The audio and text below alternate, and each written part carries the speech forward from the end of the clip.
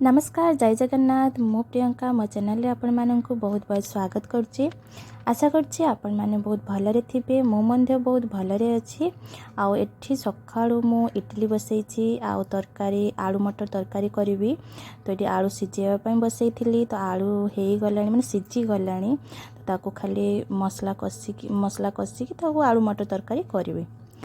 आउ सकाळु मोर जतके भी काम थिला झाड़ू पोछा से सब सरी जाइए।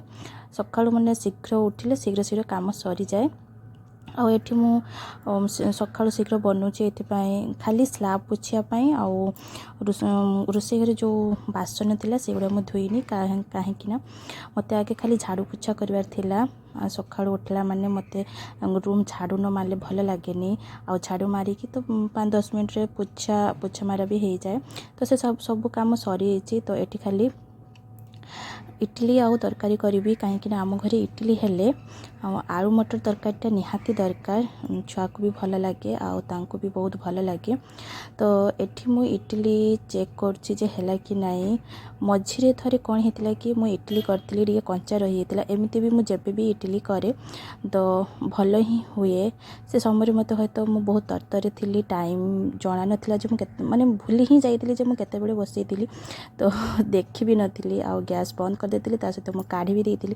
काढ़ला पर मुझे देखली जे नाई इडलीटा टे कंचा रही बसैले ही नहीं कि जी सिझी खिया है आउ जी कंचा था सबू पक्का गला। तो माने खाइबा जिनिस पकेवाई मत जमा भी भल लगे आ पकेबा कथा ही नहीं।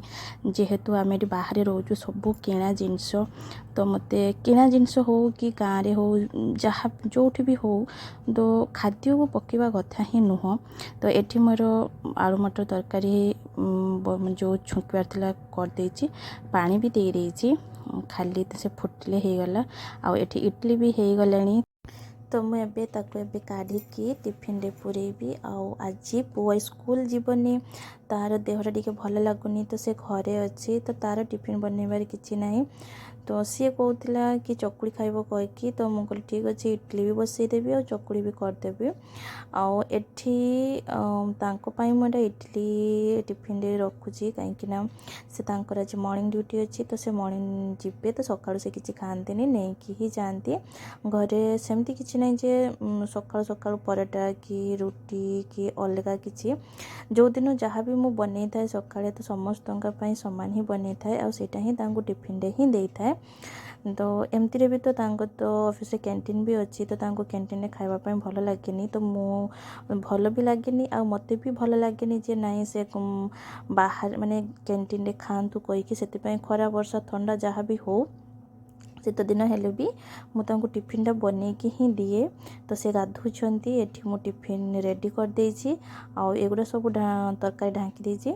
जेहेतु तरकारी टिके ठंडा हो गले पुणी गरम करने पड़ो तो आउ तापरे भी ढांकी न रखिले भी भल लगे एमती खोला रखापी। आउ एठी इडलीटा मु तल जो इडलीटा थिला सेटा मु काढ़ी नथिली तो भाविली जे नाई काढ़ीदेवी आउ एगुड़ा सब मु पानी रे बतुरई देवी। पानी रे गरम पानीटा अच्छे ना इडली छांचरे तो सेटा को गरम पानीटा तापर पकेक रखीदेले शीघ्र से सफा भी हो जाए। आउ पुणी थे आउ सफा करने ना टिके बेस समय बतरैले जाकि सफा करने भल हुए।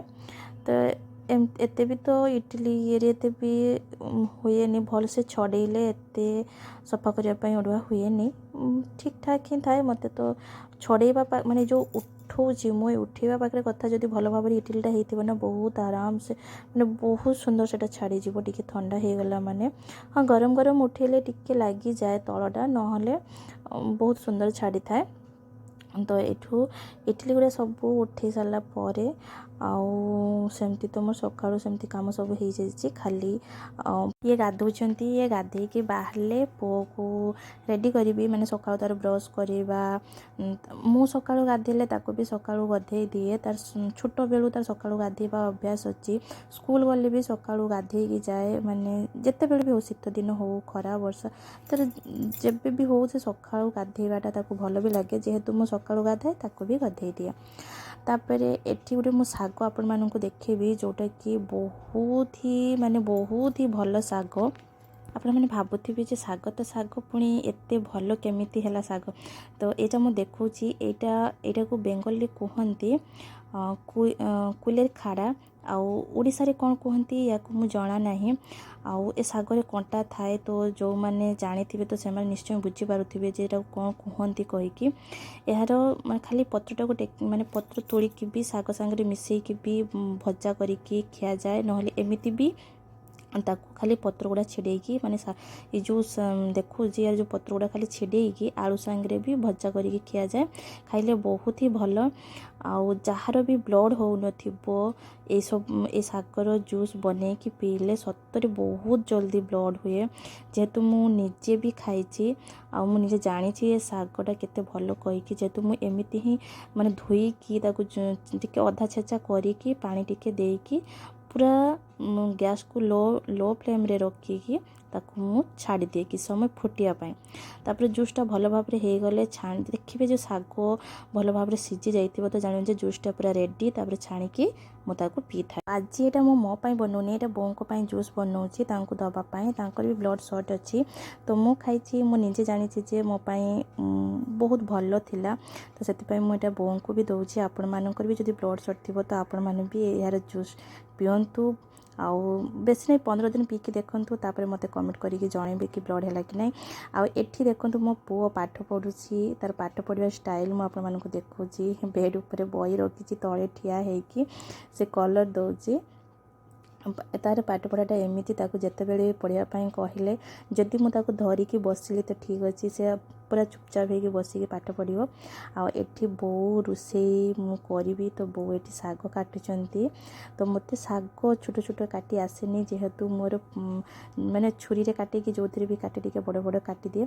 ମୁଁ ଟେଲର୍ରେ ବସିଛି, ଯେହେତୁ ମୋତେ ଟିକେ କିଛି କାମ କରିବାର ଅଛି। କାମଟା ହେଉଛି ମୁଁ ଆକ୍ଚୁଆଲି ବ୍ଲାଉଜ୍ଟା ଗୋଟେ ପିସ୍ କାଟିକି ରଖିଥିଲି, ତାକୁ ମୁଁ ସିଲେଇ ଅଧା କରିଥିଲି, ଆଉ କିଛି ସିଲେଇ ବାକି ଥିଲା। ଯେହେତୁ ମୋତେ ଟାଇମ୍ ମିଳୁନଥିଲା, ଛୁଆର ବି ଏକ୍ଜାମ୍ ଷ୍ଟାର୍ଟ ହେଇଯିବ, ତ ତାକୁ ଟିକେ ଦେଖିବା ପାଇଁ ପଡ଼ୁଥାଏ। ତ ସେଥିପାଇଁ ମୁଁ ମାନେ ଟାଇମ୍ ହିଁ ପାଉନଥିଲି ତାକୁ କମ୍ପ୍ଲିଟ୍ କରିବି। ବାସ୍ ମାନେ 2 ଘଣ୍ଟା ବସିଲେ ବ୍ଲାଉଜ୍ କମ୍ପ୍ଲିଟ୍ ହେଇଯିବ, କିନ୍ତୁ ତଥାପି ମାନେ କ'ଣ କହିବି, ସେମିତି ହିଁ ରଖିଦେଇଥିଲି। ମୁଁ କହିଲି ଦେଖିବି କେତେବେଳେ ସମୟ ମିଳିଲେ କରିବି। ଆଉ ଆଜି ଯଦି ମୁଁ ବସିଛି ତାକୁ କମ୍ପ୍ଲିଟ୍ କରିବି କହିକି, ଏଠି ମୋ ପୁଅକୁ ଦେଖନ୍ତୁ ସେ କେମିତି ବଦମାସି କରୁଛି। ଯେତେବେଳେ ବି ମୁଁ ଟେଲର୍ରେ ବସିବି ସେତେବେଳେ ସେ ଆସିକି ସେ ମେସିନ୍ ପାଖରେ ହିଁ ଛିଡ଼ା ହେଇଯିବ, ତ ଡର ଲାଗେ କାଳେ ସେ ହାତ ବଢ଼େଇ ଦେବ, କେଉଁଠି ବାଜି ବୁଜା ଯିବ। ସେଥିପାଇଁ ମୁଁ ତାକୁ ସେମିତି ହିଁ ରଖିଦେଇଥିଲି। ତ ଆଜି ବୋଉ ଅଛନ୍ତି, ତ ବୋଉ ଟିକେ ପୁଅକୁ ଧରିବେ, ପୁଅ ସାଙ୍ଗରେ ଟିକେ ଖେଳିଲେ ସେ ସେପଟେ ଖେଳିବ, ତ ମୁଁ ଏପଟେ ବ୍ଲାଉଜ୍ଟା କମ୍ପ୍ଲିଟ୍ କରିଦେବି।